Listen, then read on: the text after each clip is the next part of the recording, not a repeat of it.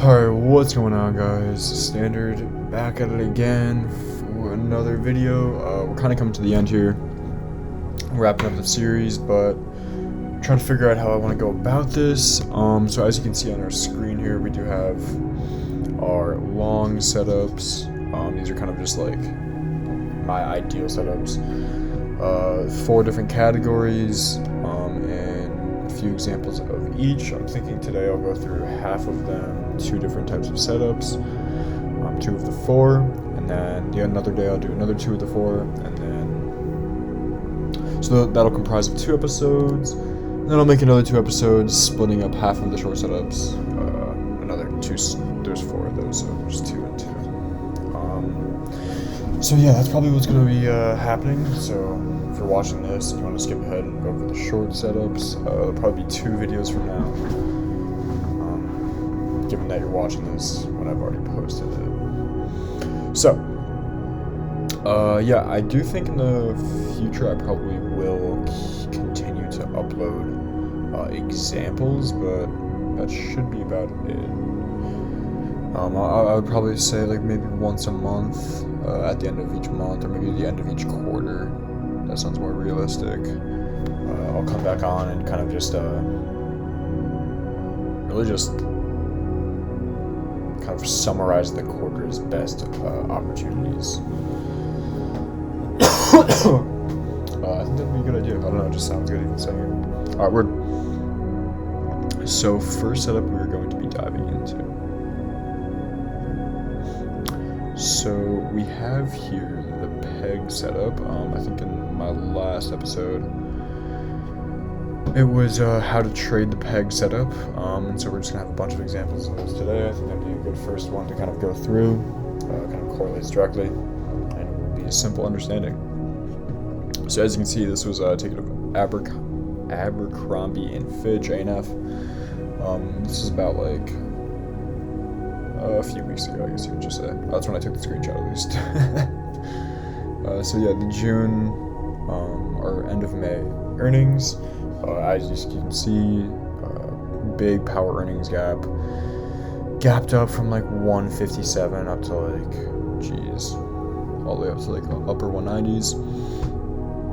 So that would be a kind of our tell to have this kind of setup on our radar. We would put this onto the setup list, and what we would do is we would wait, and we would wait for it to pull back to the 10, as said in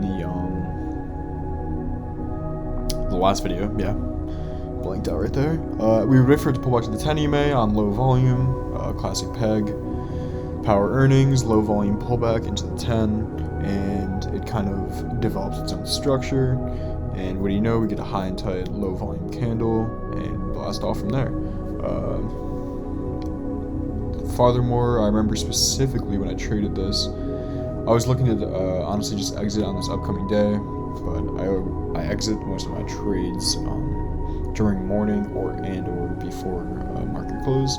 And before market close, what do you know? We had another one of those God candles I like to talk about. And what do you know? The volume looks great on it as well, high and tight, right before the previous day's high or previous day's close. And it just looked like it was set up for continuation through this kind of power earnings closing price right here. So that's another example on that behalf of the peg. Lift. This one's not necessarily a peg, but it developed somewhat into sort of one. So we kind of have this, we have a good earnings reaction, kind of dilute, but we are building structure, kind of recovering. As you can see, buyers are starting to accumulate. Accumulation was definitely there. Now that's not necessarily where the play is. So we get this power gap upwards, and what do you know? It eventually leads to a low volume pullback. Now obviously there's nowhere for us to enter on this initial run up. But there is definitely an entrance when we pull back on low volume to the 10, and most importantly, when we get a good candle like this, kind of high and tight. It wasn't above yesterday's close, but the volume looked perfect, and it was right off of the 10 perfectly. You could also argue it was off this little pivot zone right here, from this kind of breakout. So therefore that would be your entry, and the volume kind of correlates with it just as such. You even close above this recent swing high candle, and then we continue going up even higher. Now it's important to understand these normally tend to have about it's normally 3 legs, especially if you read through a lot of how to I don't know if it was Stan Weinstein's book or Oliver Kell's book, How to Trade Like a Champion. But most of these setups normally have 3 legs to them, and that's when it tends to get pretty bit fishy. I'm normally out by the second leg. I don't really like to risk it after that, but yeah, you definitely could have ran this all the way up to 15 from 10, which is kind of crazy. 50% gain. Alright, next setup. Well, it's UNH. We already explained that one. Chewy, yeah, this is a good one. So you have this power earnings gap up, and you kind of have this dilute sideways action, which is obviously not gonna help you get towards the 10, but you kind of have this dilute sideways action, low volume consolidation, great earnings candle, and you can see it's obviously fair priced. If we're not discovering any price lower, we don't even need to come back and retest the 200 moving average. We broke through high volume and we're staying strong. Now obviously there's not necessarily too much of an entry here, but we do get our entry up in this general area. Now you could argue that you could have entered on this initial touch of the 10 right here, but I just don't find the probability to be too much in your favor. At that point, you're kind of just like a 10 EMA guru, and I don't really think those trades tend to work out that often. So I would rather prefer another power candle and then just a straight up low volume pullback straight into it. It just looks a lot more cleaner. And this is where I personally entered. Now obviously I didn't catch this huge fucking wave. I think it goes off the screen here. I just held it for these 2 days right here. But obviously I don't want to really put this out there. I did not hold it through this. This was a fucked setup. So obviously the setup was true, and the earnings was finding fair value, and investors were entering. And then stupid ass Roaring Kitty had to come in and fuck up my runners. I wasn't active this day, but Roaring Kitty, the guy who does the GME and AMC bullshit, pump and dump, he decided to fucking pump and dump this stock. So I don't know what the valuation is now today, but yeah, it definitely fucked up the price action and fucked up chances of entering in on it again. Thankfully we got in and we were already out by the time it came around, but yeah, just that's the only reason why it went up like that. It was just like a pump and dump, so don't think that is normal. But yeah, these are definitely good opportunities here either way. I don't even know what stock this is. Oh wait, this is UNH. Yeah, no, I know this one. Oh yeah, so UNH, this is a great setup. So wait, I thought that maybe I might be tripping right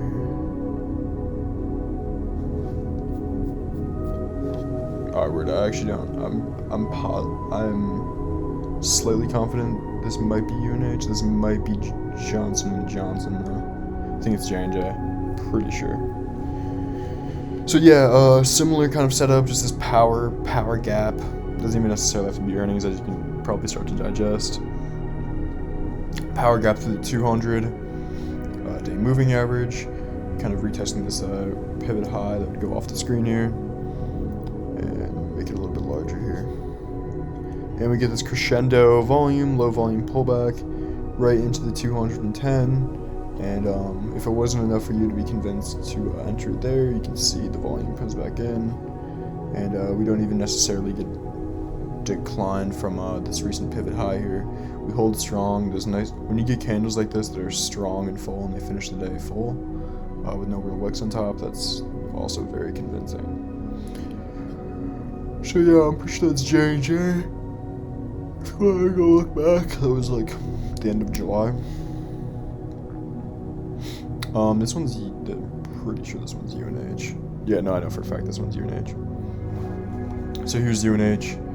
I talked about this one in the last video, so I'm not going to talk about it now, but yeah, definitely a harder peg setup to target. I know I definitely spent a few minutes talking about it though, and went into a couple more topics such as liquidity grabbing. I think that's the first time I kind of explained the God candle and low volume candles outside of pivot zones and what they mean. So yeah, you can go watch the last video for that. I think you should just, it's like the last thing I talked about, so you just be able to skip to the end of that one. Now for next, I will talk about, let's talk about these. Alright, so what we're looking at here is, this is personally my favorite. Obviously, don't even worry about the power earnings gap here. That really doesn't even necessarily have too much to do with it. But as you can see in this box, I think I can draw this, I'm pretty sure. Alright, cool, yeah. So as you can see, we kind of drew ourselves a box here of the general area. As you can see, we even labeled the support right here. This is the main thing you're gonna want to be looking at here. We had a clear support level, and it was bounced off of like 3 times. What do you know? We break down beneath it. This is when the indexes or indices were kind of acting weak.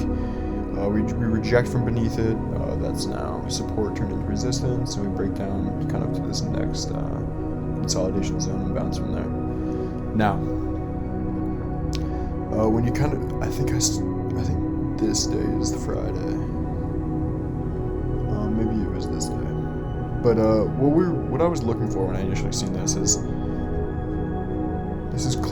your classic consolidation, undercut, and then rally setup. So you start with your initial consolidation, you undercut it, and then you come back up, and then you rally. So the stock will trade sideways in here, undercut, come back up, retest that kind of level from the initial consolidation, and rally. And that's exactly what we got. As you can see here, we have this initial consolidation, we break out beneath it, the support turns into resistance, we reject it. We get back above it though, the support turns back, or the resistance turns back into support, and we rally off of it. Classic setup. This is by far my favorite, and you can almost always find really fairly priced contracts because you're buying it off of like initial decline, and most people don't target these setups, and I find them to be the best, most profitable ones, so contracts are often cheap. Next, Microsoft. Okay. So this one has quite a lot to go over. Maybe I should save this for the short side. I'll just talk about the long side for now, though. So as you can see, let's go drink this water.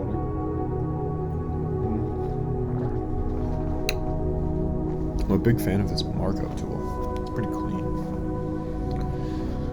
So as you can see here, initial consolidation. I'll just draw it many. Initial consolidation to the left of us. We drop down, undercut it, gain value back, and we're back in the area, and we're kind of looking for this rally. Obviously this one is a little bit harder to digest, but I will walk through it with y'all, because I think this one is very important, and it kind of is a great lesson to learn when it comes to volume. So as you can see here, we have this basic setup here on top. Consolidation, undercut, rally.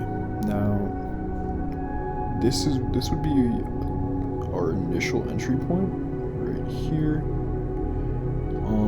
Now you're like, okay, well, we didn't necessarily get the rally. Yes, so we're gonna want to, let me go back to the Western Digital setup as well, just to kind of emphasize this even more. So, as you can see, we kind of have, yeah, I drew it better here. As you can see, we have the consolidation here. It's likely that this area right here will often cause selling. So when you get to this level, this is when you're going to often want to take profit, most definitely.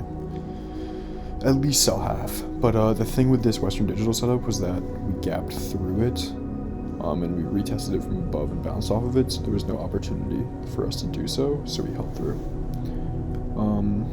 AKA, it was just really strong. So on this one, we came and retested this upper half of this initial box. We came back up and we tested what we should have normally tested on Western Digital, but we gapped through, and then we would sell into that. Because why? That's like your recent pivot high. So you always want to be taking profits at recent pivot highs. When you start breaking through and trending, it's just like a common take profit point. And it turned out well for us in this case over here. Now, that's not the end of the setup. The overall idea with this Microsoft was that we wanted to rally, okay? And it most definitely should have rallied right away, but it rejected off of the initial top of the consolidation phase, which is somewhat as expected, and is why we take precaution and have that rule in place. So the stock drops down, It's not necessarily on our radar that much anymore, but we're like, okay, I mean, this is still a very good setup. It should have rallied, so I wouldn't be surprised if we kind of create a higher low and make our way back upwards again, kind of waiting for like that the setup to kind of just come back again, I guess you would say. So what do you know? We undercut and we grab a shit ton of liquidity, huge volume. These are the big reversal candles you can see. Huge volume as we're kind of wicking down, kind of establishing. These are the kind of candles that would establish your bottom. So this was another sign for me to kind of target the setup again. Obviously, there's no way you could possibly enter. I mean, don't get me wrong, people definitely did, but I would not be entering with my rules and my strategy within this general area right here. Because there's no real distinction if we're actually going up yet. Now, we did end up going up, and we kind of broke back above that 10 again, the 10 EMA, and we broke it back above, more importantly, the main topic of this conversation, the bottom, the support of the initial consolidation zone, and we broke through the resistance it once was, and we made it back into support. And we held it pretty strongly, and what do you know? The next day, we got a God candle. That would be your point of entry, and then you kind of just go from there, holding the 10, taking profit at pivot highs, and you can, what I like to do when I don't necessarily have any prior consolidations or levels to go off of for take profit, then you can just use the 10 EMA. That's like your old reliable. So yeah. There's that setup. Just realized this video is going to be rather long, and people are probably going to love that. Deep diving into this. CrowdStrike. So I remember I posted this in my Discord. This one really reminded me of Western Digital. Extremely. I don't know why. It's not even necessarily that close, but at the time I was just like so deep diving into it. I was like, this really oddly resembles the Western Digital setup. It just felt like it was like 2 times longer, if that even makes sense. So initial consolidation. The reason why I keep going back to this Western Digital setup is because I feel like I drew this really well. Initial consolidation, breakdown, kind of grab the liquidity, come back up, retest the initial zone of the consolidation, SNR flip, whatever you want to say, and rally. Same exact thing here. Now, obviously, you wouldn't be targeting the stock during all of this fucking mess over here. Let me mark it up, just to really emphasize, because I feel like people, we don't care about any of that. We don't even necessarily care that much about this. But when we can kind of get the envision of us undercutting and coming back to rally, especially when we break above right here, this is our point of entry. Strong volume breakthrough, as we can see, and we get some nice candles and minusculely, as you can see, strong volume, and minusculely pull back, kind of into the bottom of that consolidation zone again and rally from there. Super simple setup. Now back onto cat. This one is definitely harder, but this one is I'm kind of just gonna show you how you can use it in different ways. I think it's important that I'm showing harder setups from different ones though, as it provides an opportunity to understand not everything is super simple. So first off, as you can see, we're in this downtrending kind of scheme. Lower low, lower high, lower low, lower high. And then we initially broke through, and we broke through this trend line. And we kind of broke above the 50, we broke out of this major consolidation, and we broke that structure. Now we made a higher low, higher high type of setup, and this is when it caught my attention. It was some random day within here.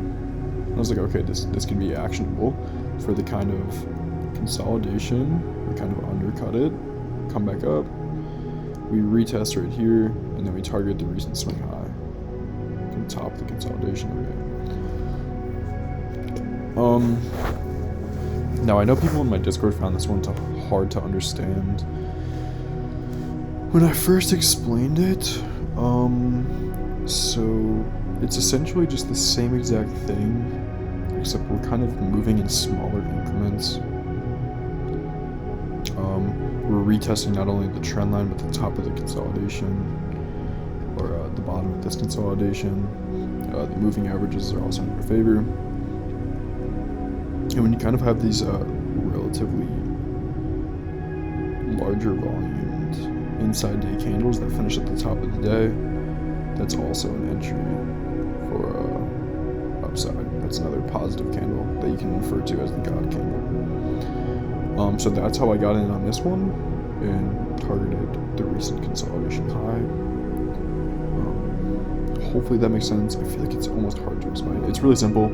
Trend line retest, SNR flip, testing this resistance as now support, and we're holding the moving averages. We put in a high volume inside day candle and go from there.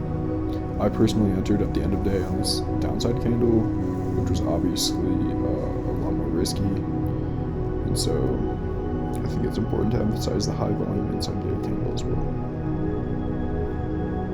because that would have also provided an opportunity.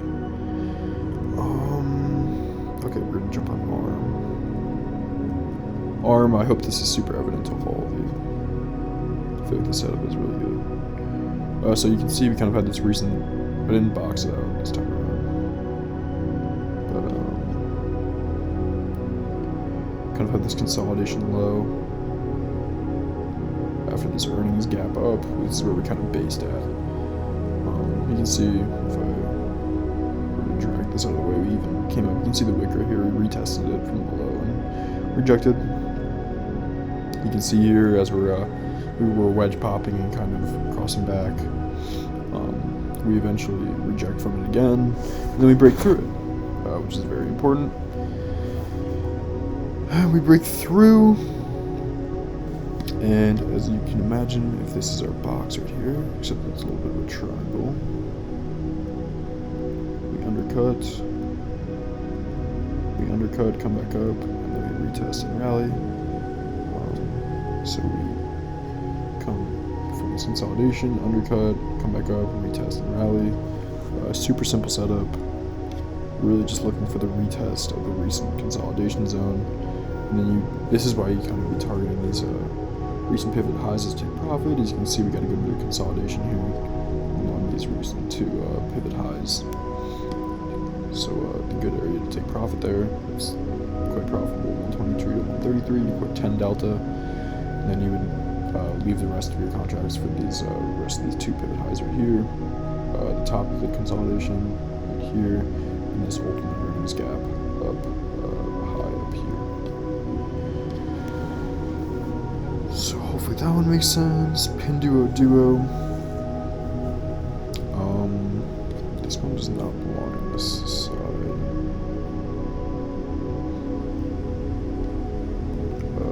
Where's my? Yeah, This is a great one for SPY, okay. So we had some consolidation on SPY. As of recent, kind of in this April through May section, and we undercut and we traded below the 50, and then we rallied through and we were retesting it from above, and when we retested this pivot high from above, we printed a super big volume anomaly candle, or not even necessarily anomaly, but just a super big volume candle, emphasizing that buyers are here and we're here to stay. As you can see, it's like one of the largest buying candles in a long time. Last time we got a candle of this volume size, we marked the bottom recently. So yeah, what did this do? Marked the bottom, and then we kind of trended upwards from there after we retested the resistance as support. Hopefully that makes sense.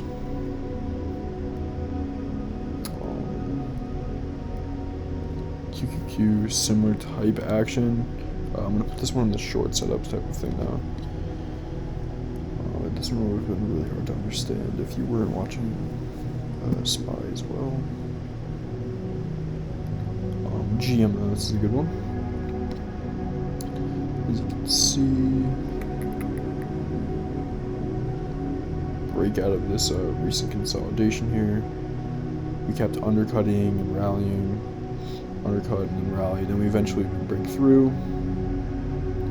We kind of get this pull back into the 10, but more importantly, we retest the resistance, which is now support, and we rally.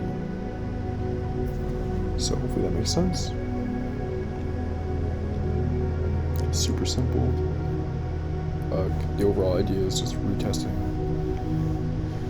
resistance as support, and on the opposite side of things, you'd be testing support as resistance. So there was a couple of different ones I went through here, but just hopefully you understand the general idea of flipping things around and retesting them from above, targeting recent pivot highs as take profit levels, and remove this one out because Pinduoduo is not there. That's just this Pinduoduo example is a really good example of kind of Oliver Kells wedge pop, or EMA crossback wedge pop. Overall, just a cycle of price action that he talks about. This is a great example of it. So if you're interested in that is this type of setup. This is almost picture perfect. GM, we didn't even have to draw the boxes. This was just a simple breakout retest. Here we go. CAT, this one is more complex. Trendline flip, or trendline flip, consolidation, SNR flip. Then you retest both of them, and print out a high volume inside candle and retest the resistance high. Yeah, CrowdStrike, same type of thing, emphasizing that these things can take a little bit, but more importantly, where to target these setups when you're kind of getting the idea of, okay, this might be an SNR flip, support turn to resistance, or resistance turn to support, retest and rally, consolidation, undercut, and rally type setup. This is when you kind of get the idea that things may work out here. So hopefully these few examples kind of checked off all boxes of what you should be looking for in terms of these setups. Keep it quite simple for yourself in that regard, and then if we come over back here to the peg / power candle into low volume retest idea, again, just quickly going through them all, as you can see, breaking up on high volume, retesting on low volume. The UNH example, which is a lot more complicated for power earnings. This is the earnings candle right here. I just didn't screenshot it. This one's a little bit more complicated, but I go into a deep dive on how to attack that one. And yeah, kind of just that is your power setup. Here's your SNR kind of flip back setup, and we will dive into the other ones fairly soon. Pinduoduo is a classic example of Oliver Kells' cycle of price action that he often draws out, that you can look at online very easily. And yeah, hopefully this all makes sense. These are the few examples I had to go through today. Those are like the two of the 4 long setups. These, both of which being my primary, hence why I showed them today, because I think they're the most important, especially given today's current economic condition. We might get a lot of opportunities to catch these SNR flips, or resistance term support flips, pretty soon here. So yeah, these are my 2 favorite setups. I will be diving into these few over here. Obviously there's not that many of them, and they will kind of vary, but yeah, these are the 2 other opportunities, but these are the 2 best over here. So hopefully this all makes sense. If you have any questions, please feel free to comment and or DM me on Discord if you haven't already. And yeah, I would love to help you out. And just wanted to emphasize again, just keep it simple. You can probably see my setups are super, like, ridiculously simple. And most importantly, trade when the trend is your friend. Don't forget that all these things kind of rally together. All of these, I think this is like the 9th video, as I have set up over here. The screenshot for the thumbnail. I think this is the 9th video here. That's the 10th video. We're including episode 0.